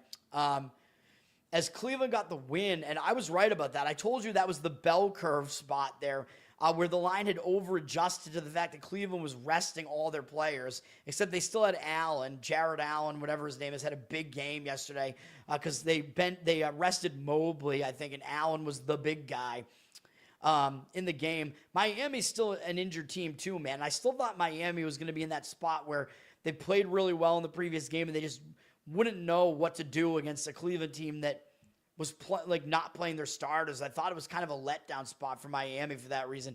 So I was correct, even though the market read looked like it was saying lay it with Miami. I said no. I said it was an over-adjustment in the line. I thought Cleveland, their backups would actually get excited to play that game. And it was backups against backups. So that was the situation. I got it correct. Cleveland won the game outright by double digits. Now they're returning home, but it was only a trip to Miami for 2 games. I do think they will show up for this, even though it's a back-to-back and a third game in 4 days, with the first 2 being in Miami. So I don't love it for Cleveland, although it is a revenge spot for Cleveland, which I do like that aspect of it. And remember, Cleveland rested everybody yesterday, so I think that is why they were doing it, because I think they wanted their guys to play in this game against Toronto to try to get revenge. So remember, it's not really as bad as a back-to-back usually would be, because Garland, Mitchell, and Mobley all didn't play yesterday, I believe. So they all at least didn't start. So they rested. So, I mean, we could look at the box score real quick and see what it looked like there. Let me see. Yeah, correct. They all just didn't even play. So that was the situation there. So you're going to get a fresher Cavs team than you would normally get on a back-to-back. But the money is saying the Raptors. Cleveland up from 5.5 to 7.5. 56% of tickets on them. But 83% of the cash coming back in on the Raptors. 7.5, I know it's a worse number in basketball. 7's the key number. Teams stop intentionally fouling. I lean to the Cavs in this game, though, despite it being the back-to-back for the reasons I just said. But not strong here. Oh, yeah, it's the cup, yeah. I don't think teams, yeah, a team like the Cavs, they don't care about the cup. Those guys were not injured. It was intentional rest. Mitchell, Mobley, and Garland. The Cleveland intentionally rested all of them in the game yesterday. I think to set it up for the back-to-back so that they would play in this game. I don't think any of them are injured. Garland just came back from injury not that long ago, but I think it was rest for all of them. So I believe they are all playing in this game. Mobley, well, they are listed as game time decisions, so I don't know if I'm wrong about that. Yeah, but it's all because of rest. Like I said, it was yesterday. They were listed as rest. Like, they're not actually injured. Sorry, except for Garland. Garland has a toe injury, but is that really going to keep him out of this game? I would kind of doubt it. Like, how is a toe injury going to keep you out? Justin Fields had one in preseason for the Jets, and he came right back. I don't think a toe... Oh, you stubbed your toe. That's what a toe contusion is. You stubbed your toe. Seems like an excuse to just rest him yesterday. Anyway, I do lean to Cleveland in this one just because Toronto punched them in the mouth last time. I don't care that it's the NBA Cup at all. Saab is correct that Cleveland does not care about the NBA Cup in that they're trying to win a championship here. And they've explicitly stated that they're going to be resting their players during the regular season more because they overworked them last year and then they got hurt in the playoffs. But this is a game where I think they do want this game because Toronto beat them last time, and Cleveland does not want to let that stand. Just from, that's just, your mindset. Like, this team beat us at home. We got to beat them this time. Indiana is at Phoenix. Indiana's on a major skid. I mean, they've only won one game this season. Things are down, although they've gotten a lot of their guys back. Obviously not Halliburton, though. Indiana's finishing a road trip here. They did just get annihilated at Utah, and they give them 152 points. I mentioned I leaned to Utah in that game, but 152 points, that is crazy, dude. Just embarrassing. That's like next level embarrassing to the point where you got to think Indiana's going to show up in this game. I know Indiana's not really known for their defense, and they play fast, but then you have Phoenix now on a 4-game win streak, and they played yesterday in Dallas, and they're playing a third game in 4 days with travel between all the games, and a fourth game in 6 days with travel between all the games. So I would lean to Indiana in this game. The Suns are very public, 90% of the tickets, 94% of the cash as of now. They did tick up to 4.5, but I think when you see the game go off, you'll probably see the money actually coming back on the Pacers a little bit. Saab is apparently on the Pacers. I'm leaving it alone, but I agree with the Pacers plus the points, but I don't want to do it. And then Atlanta is at Utah. Atlanta, I mean, they're on a nice 3-game win streak. They played yesterday as well, so they're now playing a third game in 4 days. Fourth game in 6 days, all in different cities, and they've won the previous 3, including beating the Lakers at home, then beating me in what I thought was going to be a letdown spot, having to go to the Pacific Coast. And a lot of times that first travel spot to the Pacific Coast messes with your bio clock. They won anyway against the Clippers. Then they just totally beat up Sacramento, who now has Sabonis back, beating them by 33 points last night. So this does look like it's kind of a letdown spot here for Atlanta here. Just a really bad scheduling spot with so many games in quick succession with travel. But I can't really do Utah either, man. Even though they have 1 day off, they just put up 152 points. Although it was against Indiana, so it broke. I mean, I think it's just going to be a confidence-building win. Although when a team scores 152, it is possible they get overconfident, man. They did break a 3-game losing streak, and they beat a team that's not good, like Indiana, that's not playing well right now. So I don't think they will be overconfident. Could be a nice new momentum starter for the Jazz. So I do still like the Jazz in this game, but I can't get there with it. I can't really play a team that just put up 152.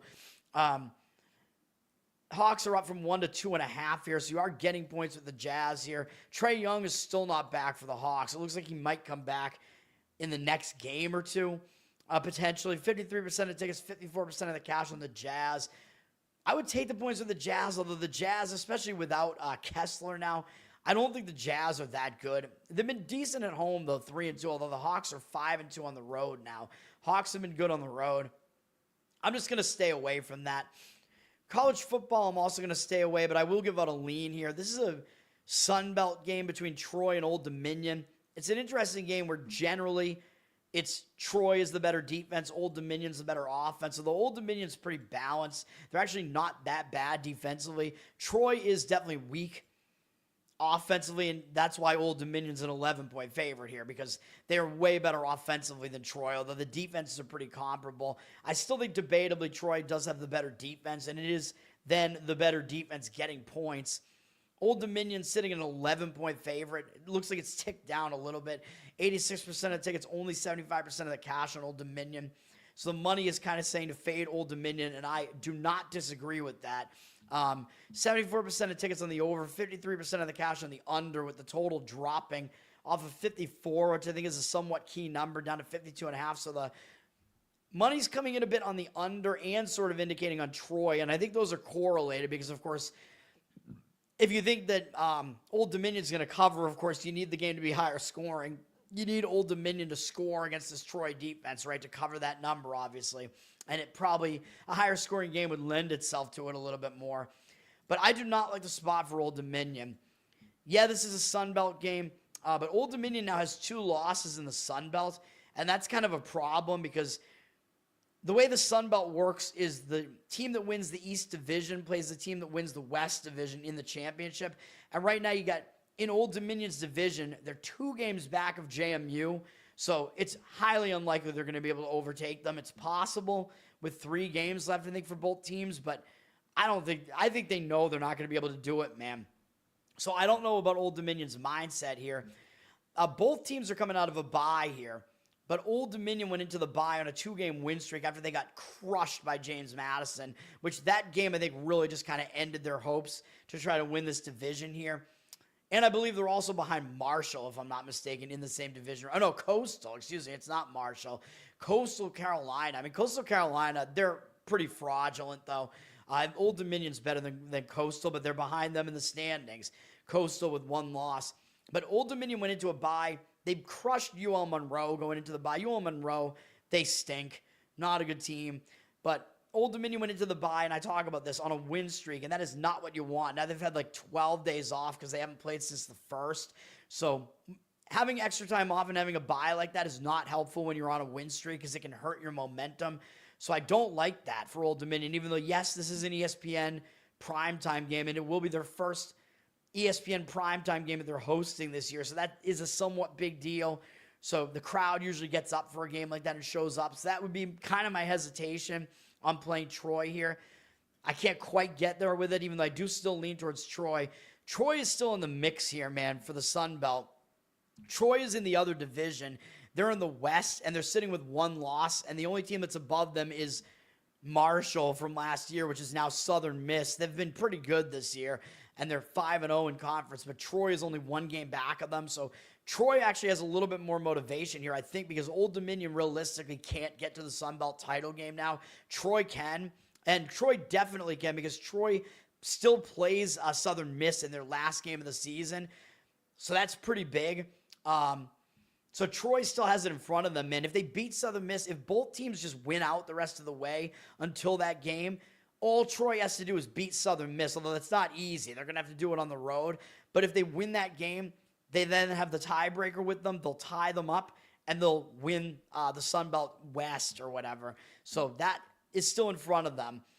Troy, they went into the bye as well. They last played on the 1st, but they went into the bye on a terrible note, losing as a favorite at home to Arkansas State, who was not very good. And Arkansas State, I think, was up for that game, and Arkansas State is right behind them in the standings.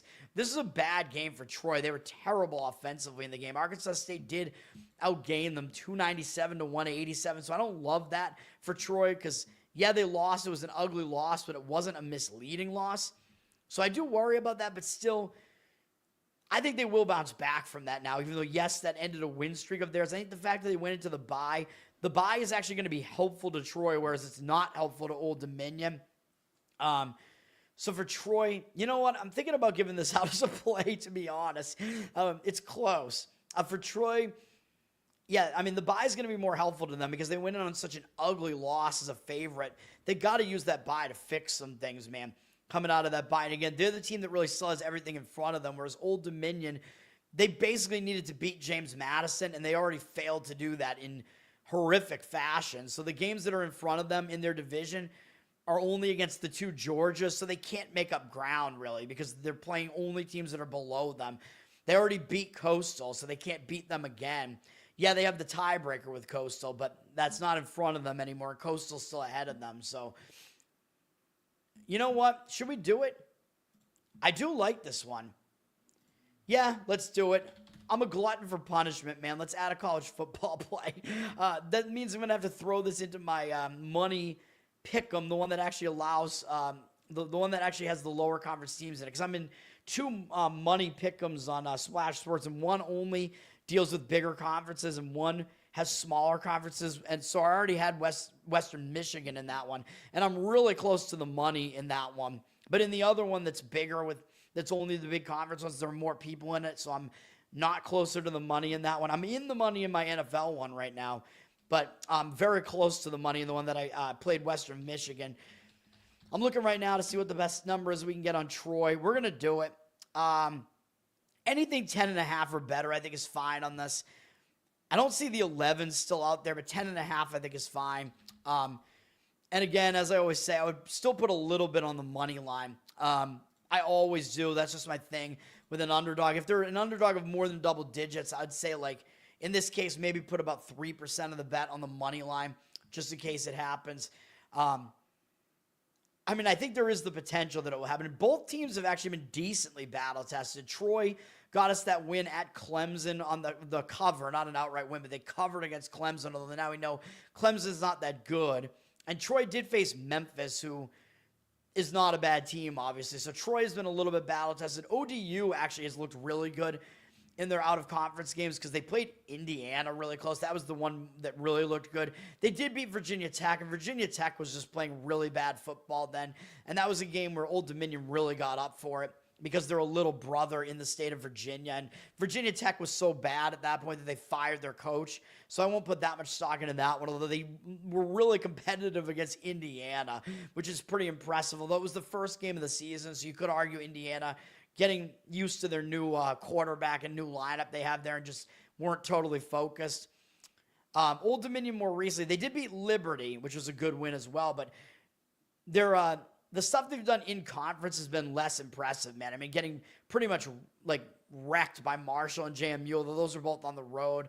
They've been fine at home, but I mean, their last home game was against App State, and they actually weren't that good in that game against App State. They only won by 3. So that's not great. It looks like Old Dominion's kind of getting a little bit worse now. Whereas Troy's actually been good on the road in conference. They blew out UL Monroe on the road, although that's a crap team. But they also beat Texas State on the road. That's not easy to do. Texas State, I just think they're way underperforming their talent level this year. Texas State is still pretty difficult to beat at home, especially back then. They had like a really good recent history at home. So yeah, anyway, all that being said, I'll add it here to make it official. We'll go with Troy. The best you can get out there right now is, I think, 10.5, but we'll do it. We'll take Troy plus the points there in that one. And then we got the NFL game, of course, which there's no way I want to have my money on this game. I am wearing my Drake May jersey, so here's the thing, man. I became a Patriot hater because of the way Bill Belichick came to them. I hate Bill Belichick. I think he's an overrated coach. I think he's pretty much evil and a bastard. Hated him, could not root for that team. Don't like Brady either. I think he's a douchebag. Hated that team. I was a lover of the Patriots before that with Drew Bledsoe, Bill Parcells, Curtis Martin. Belichick basically screwed over the Jets, basically accepted the Jets head coaching job, then said, no, I'm actually going to go over to the Patriots. Belichick has a reputation of screwing over teams like he did with the Browns by basically running that organization into the ground as a terrible coach, and then they moved to Baltimore because of him. So he basically ruined the city of Cleveland's football permanently. And I don't even like Cleveland, but fuck Belichick for that. But now what he's doing, Belichick is screwing over Drake May now, and I don't have anything against Drake May. I think he's all right. I like him. I like Mike Vrabel, so I'm back on board the Patriots to some extent, but I'm also wearing this as an FU to Bill Belichick. So, yeah, I mean, it's interesting because I think you can. I think being like pro Drake May is being anti Bill Belichick. So it's crazy because you're gonna have all these Patriots fans now that still like think Belichick is a god and whatever, a strategic genius. Nah, Belichick. like when he didn't have Tom Brady on his team, he was never that good, even though I know I have pointed out they had that one season with Brady injured where they actually played pretty well, but they didn't make the playoffs, although they were 10-6, I think, and didn't make the playoffs. It was a weird situation that year with Matt Castle, and he was awful everywhere else he went. So I guess some of it was kind of the system, but some of it was also that the Patriots had built up a really good defense with Bill Parcells there, so whatever. Belichick kind of inherited a lot of good players in that way as well. But Belichick, he's screwing over Drake May now, dude, because we know Belichick is at North Carolina now. Who's like the most famous quarterback graduate from North Carolina now? Because it's not Mitch Trubisky right now, who I believe went there. It is our boy Drake May here. Belichick is refusing to allow Drake May's name to be like uttered at North Carolina now. Like North Carolina wants to like retire his number or something, or they want to like put some tribute to him, put his name up somewhere in the stadium, and Belichick is refusing to let him do it just because he's butthurt. Just because Belichick is butthurt at the Patriots organization now at Robert Kraft because they got into kind of a thing. I think Kraft kind of Kraft had issues with him for a while, and I think Kraft told him to get out of there. Not that I'm a fan of Kraft. I'm not at all. But, I mean, he's basically in line with how bad all the other owners are. Yeah, so whatever. But it's just this weird situation now where Belichick is just, like, not allowing May's name to be uttered at North Carolina, which is just insane. Like, North Carolina fans must not like that, because why would North Carolina not want to, like, be able to talk about, like, one of the best quarterbacks that they've produced, like, out of their program? It's so stupid, dude. So whatever. TSLA, what are we talking about here? Belichick, yeah, he's also a cheater. That is true. I got to say, North Carolina's defense is improving. I will say that. And I think I might lean to them this week too, but I have to look at the board more. Tony Eason, I think that's a little bit before my time, I think. Yeah. So, but he might be better than Drake May. I don't know if that's what we're talking about here. My college football, by the way, is lining up pretty decent. I have two plays that I really like in college football already, and I'm probably going to wind up with about 4 or 5 other than the ones that we have here, but we'll see. So we will see. Jets Patriots, of course, as I was alluding to, is the Thursday night game. I mean, anytime you get the Jets involved in a game, you know it's going to be pretty ugly. I mean, I think they're probably better than like the Saints and the Titans, but they're probably the third worst team in football. Probably they're not as good as the Browns. Jets defensively haven't even been that good, even though their defense has been their calling card the last few years. Like, they've had an ugly offense, but their defense has been what's kind of held them afloat. And they brought in a defensive-minded coach, and he's just been bad. Aaron Glenn, probably he should be fired. However, the Jets have won 2 games in a row, so there is that. Where I think they did have some closer calls, man. I did not think they were as bad as they were as that 0-7 record indicated. I've given out the Jets 4 times this year as plays, 6 times as plays, and they're 4-2. So I've given out the Jets as a play a lot, and we've actually won on the Jets. I'm not going to do it today, but the Jets have played close in some games. They should have beaten Pittsburgh, outplayed them early in the season there. They got outplayed by Tampa, but they came back and had the lead late in the game. Could have won that. They lost to Miami because of turnovers. They played close against Denver in London, so they played a decent – they were horrible offensively, but their defense showed up in that game. And then they lost to Carolina. That's ugly, but it was a close game. Then they finally won for us on the show. They beat Cincinnati in what I thought was a major letdown spot for Cincinnati, off the win over the Steelers. And then they won again last week against Cleveland, coming out of the bye, although I thought having a bye right after they got that first win I thought was bad. And with New England up on a short week, it didn't look like a great spot to me for the Jets. So I did point that out, even though the market read said the Jets. But if you look at what happened in this game, I mean, the Jets kind of got some flukes in this game, man. The Jets had 169 yards of offense. Cleveland outgained them by over 100 yards in the game. They out-first downed them by almost double, 23-12, and they out-possessed them by like 8 minutes. And yet the Jets won the game But if you look at what happened in the game, the Jets had a kick return touchdown and then a punt return touchdown, both in the first quarter. And then they had one other really long pass play to Breece Hall, who was against me in fantasy last week, although I still won. But still, that was a misleading win for the Jets. It was an ugly game. Will the Jets be motivated for this game? Yeah, I think so. I think this is one of the games when you're a dead team like the Jets, you're going to show up for a game against the division leader right now, the New England Patriots. So, yeah, I think the Jets will show up for it. New England has pretty much dominated the Jets in recent years, though. Jets don't have very many covers against the Patriots, but maybe the Patriots take them lightly, man. I mean, the Patriots are coming off a big game between May and Mayfield, where I accidentally said it was May's Field, but it was Mayfield's Field. So the Patriots are traveling back from that. That was a big game. The Patriots, I pointed out they've had an easy schedule, though. Like, most of their wins are not that impressive. They're against Miami, Carolina, New Orleans, Tennessee, Cleveland. They have decent wins against Buffalo, obviously, Atlanta, or they almost lost that game. And then Tampa Bay, although I've said I think Tampa Bay is a little bit overrated. I'm not going to say they're a bad team, even though I think they're overrated. But it is possible New England just doesn't take the Jets that seriously here.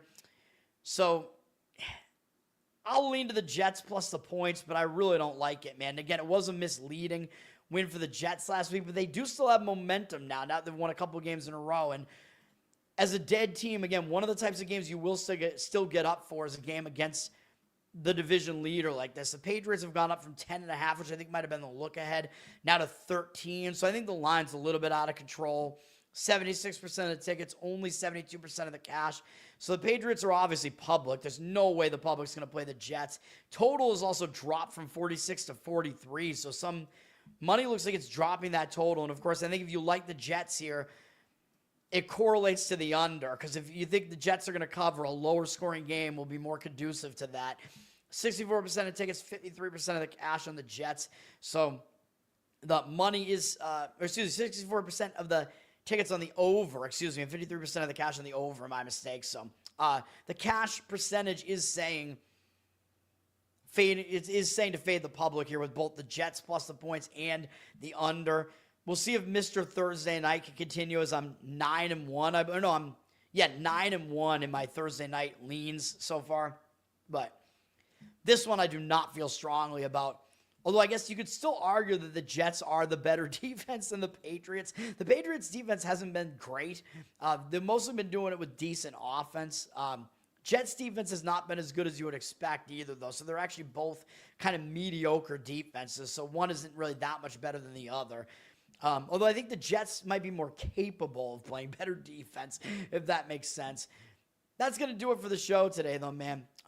Hopefully we get some wins today. Nate, what's up, man? Thanks for hanging out. I know I started the show early. The plays today, college basketball, we got San Jose State plus the boatload of points there. I like Purdue plus the 4. It looks like it might be 3.5 now, but I like how the spot sets up. And I like the spot for Grambling State money line. If you want to lay -1, -1.5, whatever, you could. But again, I think I recommend more going with the money line when it's in that low of a territory on the spread as a small favorite there. That's going to be mostly a fade of their opponent there, though, which I already forget who their opponent is. Southern Miss, because of the way Southern Miss, by the way, I should point out before I get out of here, they not only played that game into overtime against South Carolina. I'll bring it up real quick because I forgot to point this out. This is crazy, dude. The way that they lost that game is even worse because, let me see here. Got to look at today because I think this was 2 days ago when this happened. Where are we? Where are you, Southern Miss? Here we are. They completely had this game won against South Carolina. It was like almost impossible that they were going to lose this game. Look at this. They were up to a, whatever that is, a 95% chance to win the game. Southern Miss was up 11 with 3:50 left in the game. 95% chance to win, and they still lost the game. That's insane. So Southern Miss was winning that game, by double digits with like three something minutes left. It's just insane, dude. And that was after South Carolina, as I already pointed out, they came back from being down early, but they basically had that game in hand and still lost the game. That's just brutal. So we are going to fade Yeah, we're definitely fading Southern Miss there. And then in hockey, we have the Detroit Red Wings money line. And adding last minute, we're going to take Troy plus the points in college football in that Sun Belt game. That's going to do it. Learn to Toad on Twitter. Learn to Toad on Instagram. Give me follows there, of course. Like, subscribe to the channel here on YouTube. Toad Sports, Toadstool Sports now, baby. Leave me some comments. Let's try to get more subscribers here. My amount of views seems to have stayed about the same since the rebrand, so I don't know. We'll see. Let's keep it going, baby. And then Covered in Uke is my Uke channel on YouTube, so you can check that out too. Haven't been keeping up with it because my voice has sucked recently. We are on audio with Toadstool Sports as well. My beard is coming back in for the most part. Gonna have to shave here and here as well. Not allow this to become a neck beard, but we're back, baby. I like having the scruff. This doesn't look too bad now. No longer a fat, naked baby. But yes, Apple and Spotify, give me a good review on there too with Toadstool Sports. I think I still have to update my link tree for all that stuff. And then patreon.com/learntotoad. You can get bonus content. We have a Uke Spotify feed and prioritize requests. But I apologize. I'm not being very good to the Patreons. I need to offer them more. We'll see. Maybe I'll start doing Toad's Tiers, like I said, and that'll be yet another channel on YouTube, maybe. I don't know. Like having a different channel for everything. Maybe I should consolidate it all into one channel. Learn to Toad. I don't know. I got to think about what I want to do here. We'll figure it out. But right now they're all separate. That's going to do it. Have a good one for now, guys. Peace.